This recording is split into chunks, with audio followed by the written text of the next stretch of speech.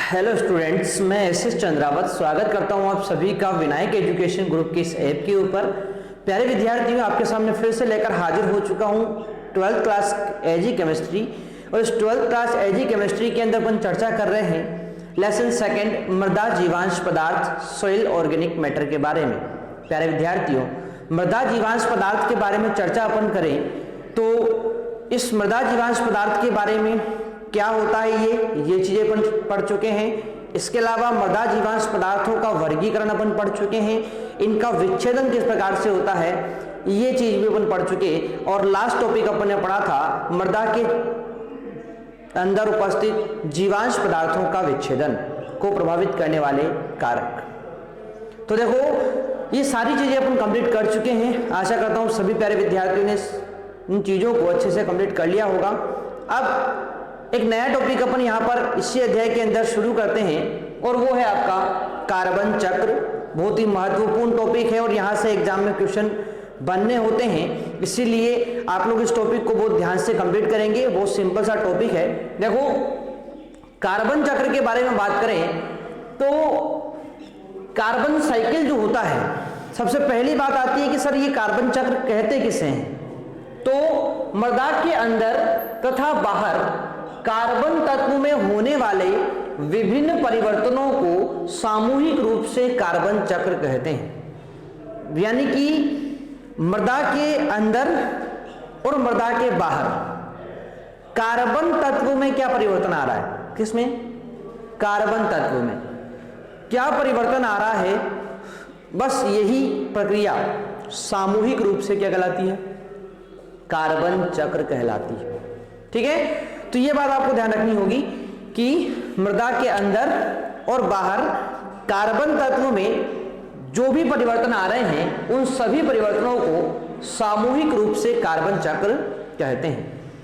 अब बात आती है कि सर ये परिवर्तन आते कैसे हैं और कौन कौन से परिवर्तन आते हैं, इनके बारे में चर्चा कर लेते हैं। तो देखो, कार्बन चक्र के बारे में बात करें तो एक इस प्रकार से मैंने आपके सामने कार्बन चक्र यहां पर बनाया है। इस कार्बन चक्र में मुख्यतः जो रोल होता है ना वो CO2 का होता है। किसका होता है, CO2 का। तो देखो यहां पर क्या हो रहा है, वायुमंडलीय CO2 है जो वायुमंडल के ऊपर उपस्थित है। कितनी प्रतिशत मात्रा में है, यहां पर 0.03% मात्रा में वायुमंडल के अंदर क्या है, CO2 है। ठीक है, अब ये जो CO2 है ना, आपको पता है कि इस CO2 को, वायुमंडलीय CO2 को प्रकाश संश्लेषण प्रक्रिया में पादप काम में लेते हैं। भाई आपको पता होना चाहिए कि पादप अपने भोजन के निर्माण के लिए प्रकाश संश्लेषण प्रक्रिया संपन्न करते हैं और उस भोजन निर्माण की प्रकाश संश्लेषण प्रक्रिया में CO2 और जल की आवश्यकता होती है।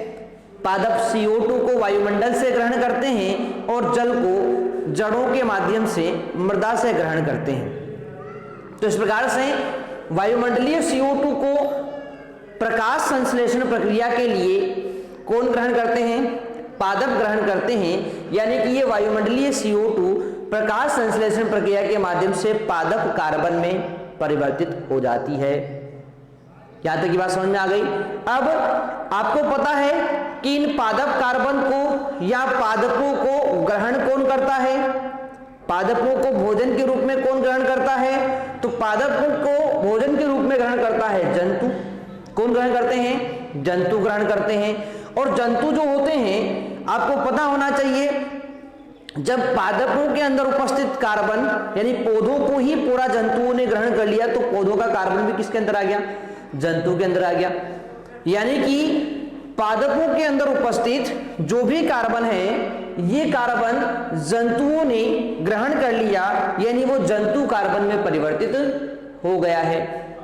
अब आपको पता है कि जंतुओं के अंदर श्वसन प्रक्रिया के माध्यम से CO2 गैस उत्पन्न होती है और वो CO2 गैस ये जंतु मुक्त करते हैं। तो जंतु श्वसन प्रक्रिया के माध्यम से CO2 गैस वापस वायुमंडल में मुक्त कर देते हैं। ठीक है, तो ये प्रक्रिया आपको यहां पर समझ में आनी चाहिए। एक पूरा चक्र यहां पर बन रहा है। कैसे बन रहा है भाई, कि वायुमंडल के अंदर CO2 थी, CO2 को प्रकाश संश्लेषण प्रक्रिया में किसने ग्रहण किया?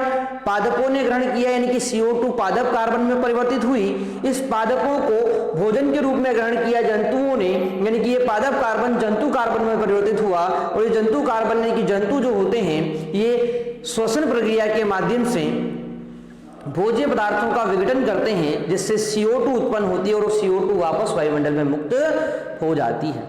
तो इस प्रकार का एक प्रक्रम, इस प्रकार का चक्र यहाँ पर आपको ये दिखाई दे रहा है। इसके अलावा देखो आप लोग, पादप कार्बन और जंतु कार्बन, यानी कि जब पादप मरेंगे, जंतु मरेंगे, तो इनके जो अवशेष होंगे उनको अपन क्या बोलेंगे? मृदा जीवांश पदार्थ। भाई आपको पता है पादपों के अवशेष हैं, जंतुओं के अवशेष हैं, ये कहां पर पाए जाते हैं? मृदा के अंदर पाए जाते हैं। और जब उनके ऊपर जीवाणुओं की क्रिया होती है तो बनता क्या है? मृदा जीवांश पदार्थ बनता है। तो भाई जब पादप मृत होंगे, जंतु मृत होंगे, तो बनेगा क्या? मृदा जीवांश पदार्थ बनेगा। और मृदा जीवांश पदार्थ जो होता है वो विच्छेदन प्रक्रिया के माध्यम से क्या उत्पन्न करेगा? यानी कि मृदा जीवांश पदार्थों का जब विच्छेदन करते हैं कौन? सूक्ष्म जीवाणु, सूक्ष्म जीव। जब इन मृदा जीवांश पदार्थों का विच्छेदन करते हैं तो यहां से भी CO2 उत्पन्न होती है, जो वायुमंडल में मुक्त हो जाती है।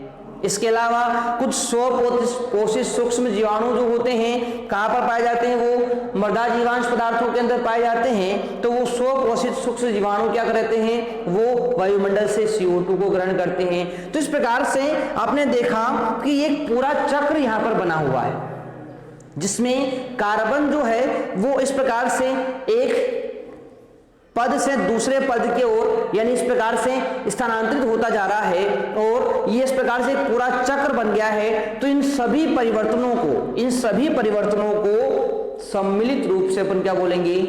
इसे कार्बन चक्र कहेंगे। यानी एग्जाम में आपसे पूछा जाए कि कार्बन चक्र को समझाइए या कार्बन चक्र को चित्र सहित बताइए, तो आप लोगों को ये चित्र यहां पर बनाना है। ठीक है, तो ये था अपना कार्बन चक्र। एक बार मैं फिर रिपीट कर रहा हूं, मृदा के अंदर और मृदा के बाहर कार्बन तत्व में होने वाले विभिन्न परिवर्तनों को सम्मिलित रूप से या सामूहिक रूप से कार्बन चक्र कहते हैं। और यहां पर होता क्या है? वास्तव में वायुमंडलीय CO2 को प्रकाश संश्लेषण प्रक्रिया के माध्यम से पादप ग्रहण करते हैं, पादपों को जंतु ग्रहण करते हैं, और जंतु वापस CO2 को वायुमंडल में मुक्त कर देते हैं। इसके अतिरिक्त पादप और जंतुओं के अवशेष जब ये मरते हैं, या इनके जो भी अवशेष होते हैं, उनसे मृदा जीवांश पदार्थ का निर्माण होता है, और इसका विच्छेदन जब सूक्ष्म जीवों द्वारा होगा तो वापस वायुमंडल में CO2 मुक्त हो जाएगी। इसके अलावा कुछ स्वपोषित जीवाणु जो आपके मृदा जीवांश पदार्थ के अंदर पाए जाते हैं वो CO2 को ग्रहण करते हैं। इस प्रकार से कार्बन के अंदर, कार्बन तत्व के अंदर बहुत सारे परिवर्तन आपको यहाँ पर देखने को मिल रहे हैं, और इन सभी परिवर्तनों को अपन सम्मिलित रूप से क्या बोलेंगे? कार्बन चक्र कहेंगे। अब इसी के संबंधित एक छोटा सा पॉइंट यहाँ पर दिया हुआ है, CO2 का मुक्त होना। तो जो चीज अपन ने इस कार्बन चक्र के अंदर समझी है वही चीज यहाँ पर लिखी हुई है, तो ध्यान से आप लोग इसको देखिए। क्या लिखा हुआ है कि पादप अवशेषों के विच्छेदन से CO2 मुक्त होती है। पादप अवशेषों के विच्छेदन से, यानी यहां से पादप अवशेष बने, और इन पादप अवशेषों के विच्छेदन से क्या बनेगी? CO2 बनती है। मृदा CO2 उत्सर्जन का मुख्य स्रोत है, यानी मृदा से CO2 बहुत ज्यादा मात्रा में उत्सर्जित होती है। अल्प मात्रा में CO2 पादप की जड़ों से भी मुक्त होती है, यानी अल्प मात्रा में CO2 क्या होती है? पादप की जड़ों से भी मुक्त होती है। ठीक है, तो इस प्रकार से आप लोग ध्यान रखेंगे। CO2 को वर्षा जल द्वारा मृदा में लाया जाता है, यानी कि पादप जो होता है, जो क्या होता है, अपने वर्षा जल होता है, वो CO2 को वायुमंडल से कहां ले आता है भाई? अपने अंदर घोलकर मृदा के अंदर ले आता है। ठीक है, ये चीज भी आप लोग लिख सकते हैं। इसके बाद यह CO2 मृदा से निकलकर पुनः वायुमंडल में मिल जाती है, मिली रही है वापस, और जहां से पुनः पौधों द्वारा इसको प्रयोग में ले ली जाती है। यानी कि लगातार यह प्रक्रम यहाँ पर पूरा होता है, ये लगातार प्रक्रम यहाँ पर चलता रहता है। ठीक है ना, तो ये बात मैंने आप लोगों को यहाँ पर बता दी है। जो आपको यहाँ पर बिल्कुल समझ में आई होगी। तो ये था अपना कार्बन चक्र और कार्बन के विभिन्न प्रकार के परिवर्तन जो अपन ने यहाँ पर समझ लिए हैं। आशा करता हूँ आपको ये चीज समझ में आई होगी। अब बात करेंगे अपन एक बहुत ही महत्वपूर्ण टॉपिक और वो है ह्यूमस। ठीक है, तो इसके बारे में अपन यहाँ पर चर्चा करते हैं। आप लोग इन चीजों को साथ के साथ नोट जरूर करते रहें विद्यार्थियों, क्योंकि यदि नोट आप लोग करते हैं तो आगे भी आप लोग इन चीजों को बहुत अच्छे से पढ़ सकते हैं, अच्छे से कंप्लीट कर सकते हैं। ठीक है, तो साथ के साथ आपको नोट्स जरूर बनाते रहना है। इसका अच्छे से साफ से सुंदर से नोट्स बनाओ और उनको जो है बार बार रिवाइज उनको करते रहो, ताकि आपका ये जो टॉपिक है वो अच्छे से कंप्लीट हो जाए और अपन आराम से अपने इस पार्ट को कंप्लीट कर पाए। ठीक है, तो टॉपिक है नेक्स्ट ह्यूमस। ठीक है, ह्यूमस की अपन बात करेंगे। और देखो, ह्यूमस की बात करें तो ह्यूमस का मतलब होता है मृदा जीवांश पदार्थों के विच्छेदन से एक गहरे काले या भूरे रंग का पदार्थ बनता है, यानी कि पादप अवशेष है, जंतु अवशेष है। कहां पर पड़े हुए हैं? मृदा के अंदर। इन पादप अवशेषों, जंतु अवशेषों पर सूक्ष्म जीवों की क्रिया हुई तो क्या बनेगा? मृदा जीवांश पदार्थ। मृदा जीवांश पदार्थों को सूक्ष्म जीवाणु, कवक, बैक्टीरिया, इसके अलावा जो भी आपके एक्टिनोमाइसीटीज होते हैं ये विघटित करेंगे। इनके विघटन से क्या बनेगा? एक गहरे काले भूरे रंग का पदार्थ बनता है और उस पदार्थ को अपन ह्यूमस कहते हैं। तो ध्यान रखेंगे, मृदा जीवांश पदार्थों के विच्छेदन से बने हुए गहरे काले भूरे रंग के पदार्थ को ह्यूमस कहा जाता है। और इस ह्यूमस के अंदर बहुत सारे पोषक तत्व पाए जाते हैं, बहुत सारे खनिज तत्व पाए जाते हैं जिन्हें पौधे अपने पोषण के लिए ग्रहण करते हैं। ठीक है, तो सबसे पहले मैं आपको इसकी परिभाषा यहां पर बता दूं कि मृदा में जीवांश पदार्थों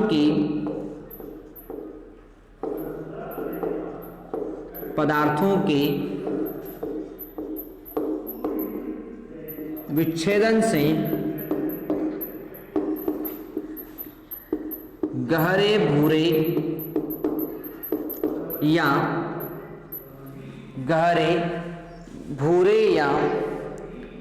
काले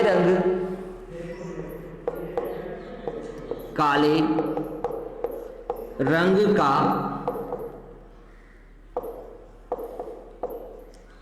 कोलाइडी पदार्थ, गहरे भूरे या काले रंग का कोलाइडी पदार्थ बनता है।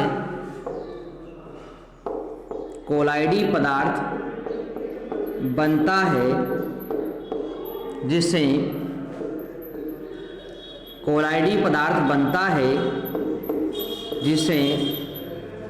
ह्यूमस कहते हैं।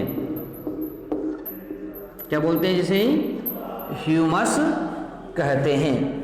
ठीक है, अब इस ह्यूमस के बारे में बात करें तो इसके बारे में दो वैज्ञानिक थे जिन्होंने कुछ महत्वपूर्ण बातें बताई है, और वो वैज्ञानिक हैं, एक तो बकमैन है एवं ब्रैडी है। बकमैन एवं ब्रैडी, इन्होंने कुछ बातें इसके बारे में बताई है। तो इनके अनुसार ह्यूमस किसे कहा जाएगा वो परिभाषा भी आपको पता होना चाहिए। ठीक है, तो इस परिभाषा को अपन यहाँ पर अच्छे से नोट करेंगे। ध्यान से आप लोग इसको नोट करें, उसके बाद इसको समझते हैं अपन। तो बकमैन एवं ब्रैडी के अनुसार ह्यूमस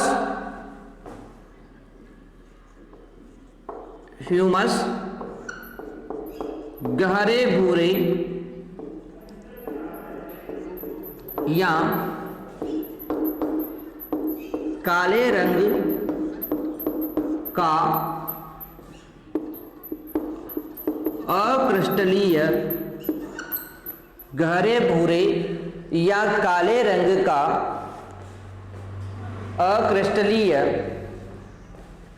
काले रंग का अक्रिस्टलीय कोलाइडी पदार्थों का, अक्रिस्टलीय कोलाइडी पदार्थों का जटिल व रोधक मिश्रण है, जटिल व रोधक मिश्रण है, जटिल व रोधक मिश्रण है जो कि मूल ऊतकों से रूपांतरित, जो कि मूल ऊतकों से रूपांतरित, मूल ऊतकों से रूपांतरित या विभिन्न मृदा जीवों द्वारा संश्लेषित, या विभिन्न मृदा जीवों द्वारा संश्लेषित होते हैं, संश्लेषित होते हैं। ठीक है, इस प्रकार ह्यूमस जटिल यौगिकों का मिश्रण है। इस प्रकार ह्यूमस जटिल यौगिकों का मिश्रण है, यौगिकों का मिश्रण है।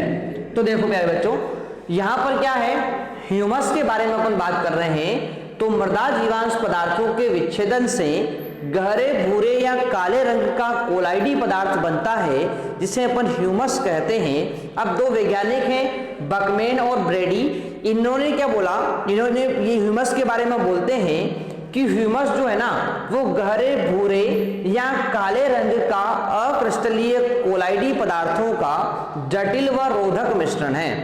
यानी कि ह्यूमस गहरे भूरे रंग का या काले रंग का होगा और अक्रिस्टलीय कोलाइडी पदार्थों का क्या होता है, जटिल या रोधक मिश्रण होता है, जो कि मूल ऊतकों से रूपांतरित या विभिन्न मृदा जीवों द्वारा संश्लेषित होता है। यानी कि जो मूल ऊतक होते हैं, पादपों के, जंतुओं के मूल ऊतक होते हैं, उनके रूपांतरण से एक जटिल मिश्रण ये बना हुआ है, सूक्ष्म जीवों द्वारा इसका निर्माण किया जाता है। तो ऐसा मिश्रण होता है आपका कौन, ह्यूमस होता है। और इस प्रकार ये जो ह्यूमस है ये जटिल यौगिकों का मिश्रण होता है। ठीक है ना। तो इस प्रकार से अपन ने ह्यूमस के बारे में यहाँ पर बात कर ली है और इस ह्यूमस के बारे में अपन चर्चा आगे बढ़ाएं। तो देखो, ह्यूमस जीवांश पदार्थों के विच्छेदन में प्रतिरोधी पदार्थ लिग्निन, जटिल प्रोटीन, वसा, तेल, मोम तथा सूक्ष्म जीवों के ऊतकों से रूपांतरित व संश्लेषित होकर ह्यूमस का निर्माण करते हैं। ठीक है, तो ध्यान रखें। एक लाइन में आपको यहां पर और बता देता हूं कि जीवांश पदार्थों के विच्छेदन में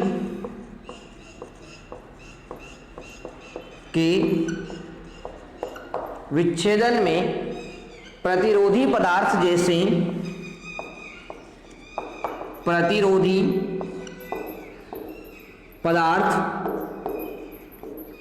जैसे लिग्निन,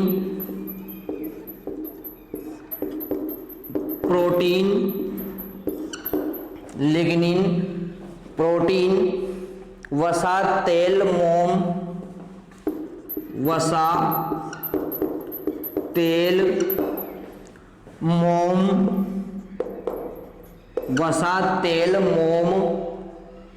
तथा सूक्ष्म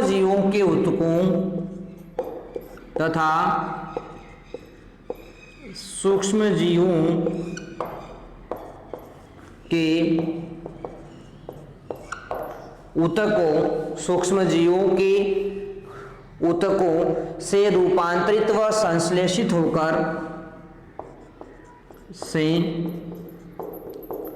रूपांतरित व संश्लेषित होकर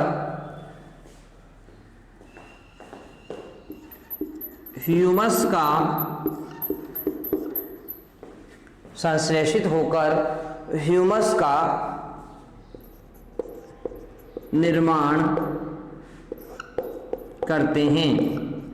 यानी यहां पर मृदा जीवांश पदार्थों में जो आपका लिग्निन है, प्रोटीन है, वसा है, तेल है, मोम है, ये सब, या फिर बात करें अपन सूक्ष्म जीवों के ऊतकों से रूपांतरित व संश्लेषित होकर, यानी इन सभी पदार्थों के अंदर रूपांतरण होगा, संश्लेषण होगा और परिणाम स्वरूप ह्यूमस का निर्माण यहाँ पर हो जाता है। तो इस प्रकार से ह्यूमस के बारे में एक सामान्य सी जानकारी यहाँ पर अपन ने ले ली है। अब इस ह्यूमस को अपन बहुत ही विस्तार से पढ़ने वाले हैं, तो आप लोग इस चीज को आप लोग ध्यान से देखेंगे, अच्छे से कंप्लीट करने का प्रयास करेंगे।